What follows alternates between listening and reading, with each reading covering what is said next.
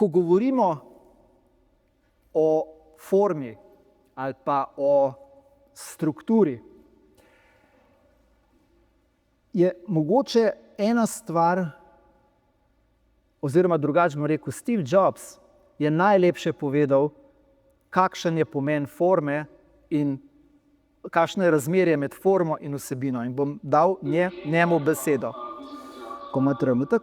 So you came back from visiting Xerox PARC with a vision, and how did you implement the vision? Well, I got our best people together and started to get them working on this. The problem was that we'd hired a bunch of people from Hewlett-Packard, and they didn't get this idea. They didn't get it. I remember having dramatic arguments with some of these people who thought the coolest thing in user interface was soft keys at the bottom of a screen, you know.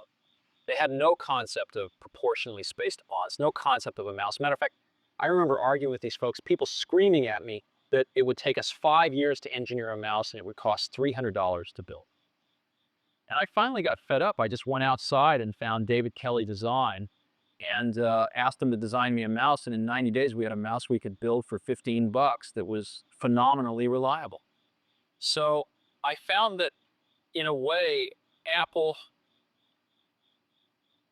did not have the caliber of people that was necessary to seize this idea in many ways. And there was a core team that did, but there was a larger team that mostly had come from Hewlett-Packard that didn't have a clue.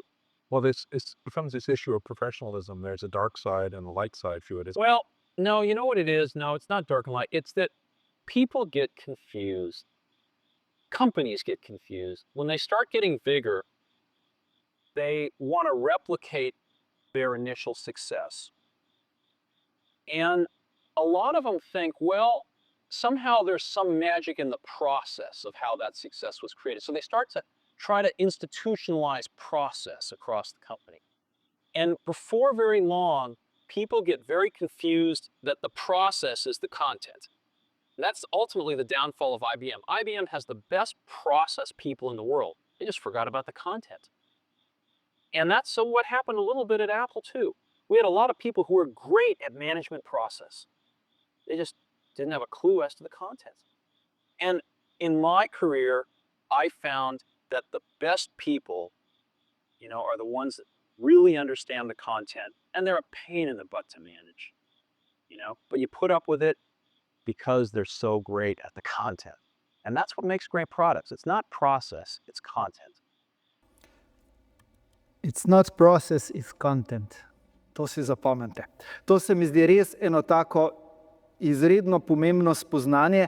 Tudi tukaj nikoli ne bo forma, nikoli struktura tista, ki bo naredila eno delo, po mojem mnenju, zanimivo. Vedno je vsebina. Vedno je tisto, kar se zgodi, kar nekdo pove. Ne pa kako je povedan. Kako je povedan je stvar vsakega posameznika in tukaj mislim, da se tega sploh ne bi smeli dotikati. Ampak to je samo moje mnenje. Zdaj pa še 5 predavanj, ki jih pripravljam v naslednjih 4 oziroma 5 mesecih po knjižnicah, knjigarnah. Tako da, če vas bo karkoli zanimalo, predvsem poučevanje in učitelji v 21. stoletju, tukaj imam veliko za povedati, pa dijaki ne bojo povabljeni takrat zraven. O umetnosti, umetne inteligence. Zelo zanimiva je tale, med založbo in samo založbo, ker ta roman je šel čez oboje. Se pravi, samo založba na Amazonu in založba pri Primusu, in jaz ne bi menjal založbe za nič na svetu za samo založbo. Tudi če za to moj roman ne bo išel.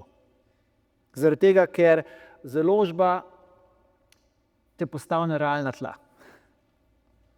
In jaz mislim, da bi vsak avtor najprej spoštovati sito. Recimo, ravno moj prvi roman, ga noben ni prebral. Jaz ga ne bom še izdati za to v samo založbi, da bom sam sebe ploskal takole pa trkal po prsih. Ne, založba je sito. In moje stališče je bilo vedno, če bom napisal kdaj nekaj dovolj dobrega, bom že našel tudi založnika. Tako da to in pa seveda moja priljubljena tema, erotika in pornografija. Tukaj bo pa pravzaprav predavanje, ki se nisem ga najprej mislil sploh uvrstiti, zgodovina upodabljanja golega telesa v umetnosti, modi in trženju, ampak ravno zaradi tega sem želel odpreti vprašanje zaradi cenzure moje naslovnice oziroma knjige v angleščini bo tudi to. Tako da, če vas zanimajo dogodki in če mi še ne sledite na Instagramu oziroma moji spletni strani, lahko s telefonom si pridobite dostop preko teh dveh QR kod. Tako da to je to, jaz se vam zahvaljujem, ker ste prišli, zdaj pa če ima kdo kakšno vprašanje, menda sem vam obljubil, da boste do 8 fertik. Tako da hvala lepa res vsem, ki ste prišli. Se vidimo na naslednjih predavanjih ali pa upam, da 22. junija na premieri nove knjige, če bo vse po sreči. Tako. Zdaj, ko sem začel, se ne bom tako zlahka ustavil.